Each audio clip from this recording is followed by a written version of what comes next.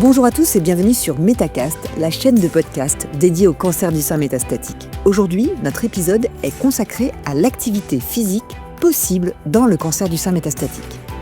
Pour en parler, nous avons le plaisir d'accueillir Madame Émilie Martineau, cadre technique national en charge de l'activité physique adaptée et du sport santé adapté de la Fédération française éducation physique gymnastique volontaire. Émilie, bonjour. Bonjour. À vos côtés, Romain Gaudevin, directeur marketing, communication et événementiel de la FFE-PGV. Bonjour Romain. Bonjour. Alors avant toute chose, Romain, est-ce que vous pourriez nous présenter la fédération, peut-être son origine et ses activités actuelles ? Alors la fédération a été créée en 1888 par un médecin, M. Tissier. Et à l'époque, il y avait deux courants qui s'opposaient un petit peu, celui de Coubertin axé plus sur la compétition et celui de Tissier qui était plutôt axé sur l'idée que le sport avait des vertus en termes de sport santé. Et du coup, à l'époque, l'idée c'était à l'époque, mais c'était de mettre en forme les soldats pour aller se battre. Alors heureusement, la fédération a évolué, on n'est plus dans ce schéma-là. Mais donc depuis maintenant 135 ans, la fédération œuvre pour mettre au cœur de sa stratégie le sport santé. Aujourd'hui, on compte un peu plus de 450 000 licenciés en France, qui fait de la fédération la première fédération multisport non compétitive et la 7e, tout sport confondu. On rayonne dans toute la France avec un peu plus de 4500 clubs sur tout le territoire. Merci pour ces détails. Alors Émilie, on le sait, faire une activité physique pour les patients atteints du cancer du sein métastatique est recommandé. Pour quelles raisons exactement ? Eh bien, pour une multitude de raisons. La première, c'est que l'activité physique va venir soulager les effets secondaires des traitements. Ça va agir sur le sommeil, sur les problématiques de fatigue qu'on a avec les traitements, notamment la chimiothérapie, la gestion de l'appétit, des nausées. On sait aussi, les chiffres parlent d'eux-mêmes que pratiquer une activité physique permet de diminuer le risque de récidive de 43% sur le cancer du sein, puisqu'il s'agit là du cancer du sein métastasique. On diminue aussi le risque de décès de 34% en ce qui concerne le cancer du sein. Et puis, la recherche actuelle aussi est très prometteuse, puisqu'on sait aujourd'hui que quand on fait de l'activité physique, le muscle produit ce qu'on appelle des myokines. Et ces myokines, eh bien, il a été prouvé que chez la souris, elle se dirige vers la tumeur cancéreuse et la détruit. Et les études, en ce qui concerne l'homme, sont au stade de myokine qui se dirige vers la tumeur. On ne sait pas encore ce qu'elle y fait, mais en tout cas, c'est de bon augure. Donc, on suit de près la science et qui est toujours en faveur de l'activité physique. Et puis, l'activité physique est aussi excellent pour la santé globale, le bien-être physique, mental, social. Et donc, forcément, quand on a un cancer, quand on est en traitement, l'activité physique, ça permet de se réapproprier son corps, de lui refaire ou de lui faire confiance, de retrouver des capacités comme la souplesse. On a tendance à se crisper. Si on est sédentaire, on va retrouver de l'amplitude avec l'activité physique. Puis, on va venir travailler l'équilibre qu'on perd un peu avec les traitements. Donc, on vient compenser et puis on va renforcer cette masse musculaire qui est très importante, qui est aujourd'hui reconnue comme un indicateur de santé. Ça, ce sont pour les aspects physiques. Du point de vue mental, eh bien, on sait maintenant que l'activité physique permet de sécréter des hormones comme l'endorphine. Ça permet de lutter contre le stress et l'anxiété qui sont assez importants tous les deux quand on est malade. Ça permet de favoriser le sommeil. On peut le perdre un petit peu aussi quand on est stressé, anxieux ou sous traitement. Et puis, on se sent plus fort. Ça renforce l'estime de soi qui est souvent bien diminuée, notamment avec un cancer du sein chez la femme, avec parfois une partie du corps un peu meurtrie, et puis c'est la féminité. Donc, c'est vrai que l'estime de soi, ça reste très important et il faut la travailler. L'activité physique le permet. Et enfin, qui n'est pas des moindres, l'aspect social de l'activité physique. Et à l'EPGV, on est très orienté vers ce lien social entre les pratiquants. D'ailleurs, souvent, nos pratiquants, quand on fait des études, nous disent que leur première motivation à venir en cours, alors c'est pas l'animateur, c'est pas la qualité de ce qu'on fait, même si c'est là, mais c'est retrouver les copains. Et bien, retrouver les copains, si ça permet aux gens de venir pratiquer et de se faire du bien, on est ravis. Donc, on travaille beaucoup sur ce lien social. Et puis, quand on est atteint de cancer, ça permet d'échanger. Ça permet de verbaliser ce qu'on vit, de partager.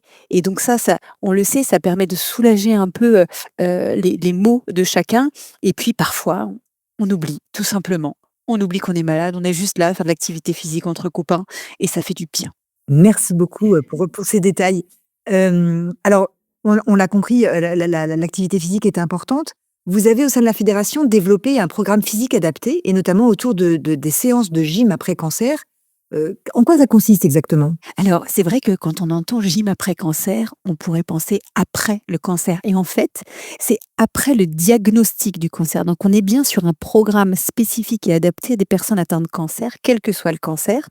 Donc, notre première volonté au sein de ce programme, c'est d'être en capacité. Alors, d'abord, on fait appel à des animateurs professionnels formés spécifiquement sur cette pathologie et la prise en charge de cette pathologie en activité physique.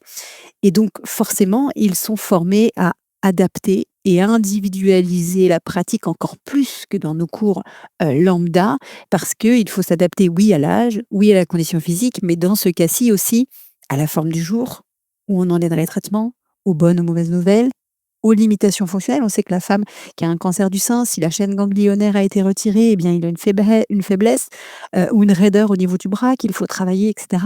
Donc, une adaptation et une individualisation optimum, c'est le focus de nos animateurs spécialement formés sur ce programme. Et ce programme, eh bien, il comporte 3 séances par semaine.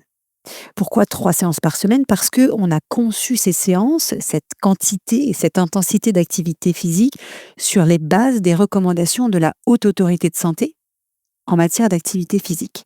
On essaie de coller à ces recommandations en activité physique, sachant que, comme on est là dans une spécialisation pour s'adapter aux pratiquants qui sont atteints de cancer, du coup, on va vraiment revoir potentiellement nos séances au regard des motivations du groupe, de la forme du jour parfois, ou des besoins du jour. Donc nos animateurs conçoivent des séances qui collent au recours en fonction du groupe et de leur capacité, mais à tout moment, ils peuvent revoir un peu, modifier, de façon à s'adapter aux pratiquants. Après, la chance que nous avons aussi, c'est que nous sommes une fédération multipublique et multi-activités. Donc en fait, nos animateurs, ils ont pléthore d'activités et de matériel pour coller aux envies des pratiquants. Et ça aide pour maintenir la motivation. Parce que ce qu'on veut, c'est les garder, les fidéliser, qu'ils ne s'arrêtent pas parce que ça leur fait du bien. Et enfin, à partir de la rentrée, je vous le dis avec grand plaisir, on va ajouter à ce programme Gym après cancer, notre application FFEPJV qui va venir en complément de la pratique en club et au service de l'animateur, venir donner des petits conseils santé. Et dans ces conseils-là, il y a des conseils spécifiques aux personnes atteintes de cancer, sur l'alimentation par exemple, comment mieux gérer l'alimentation quand on a un cancer, quand on a un traitement, etc. L'idée, c'est d'emmener nos pratiquants vers une autonomie le plus possible pour qu'ils soient mieux et bien au quotidien, vers un mode de vie le plus sain et le plus actif possible au regard de la situation. C'est ça notre programme Gym après cancer. Merci beaucoup, Émilie. Romain, vous avez vu maintenant plusieurs groupes de sport se mettre en place. Quelle particularité entre les participants retrouve-t-on dans ces groupes?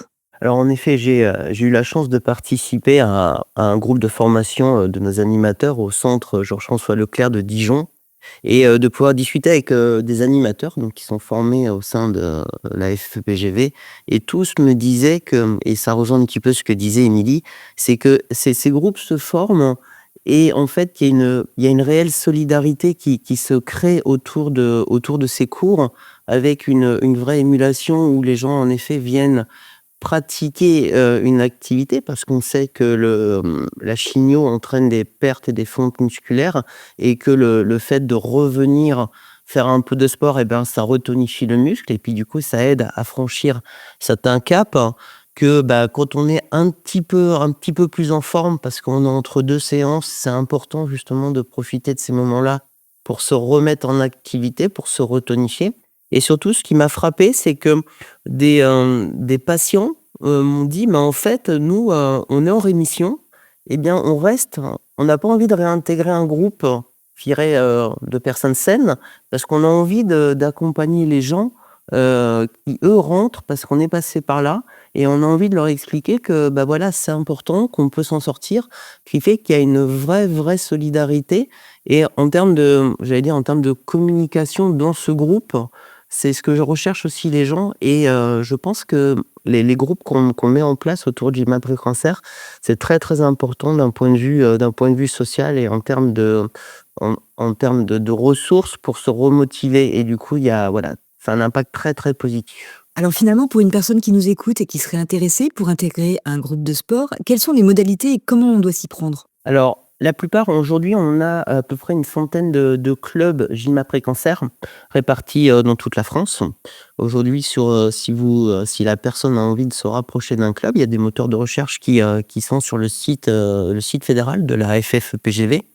Et du coup, les séances de gym après cancer sont indiquées dedans, ce qui fait que du coup, on peut très facilement se rapprocher d'un club pour pouvoir justement bénéficier d'un accompagnement. On est en train de monter aussi un certain nombre de partenariats, notamment, comme je disais tout à l'heure, avec le centre Georges-François Leclerc, qui redirige vers les clubs un certain nombre de patients, de façon à ce qu'on puisse les accompagner.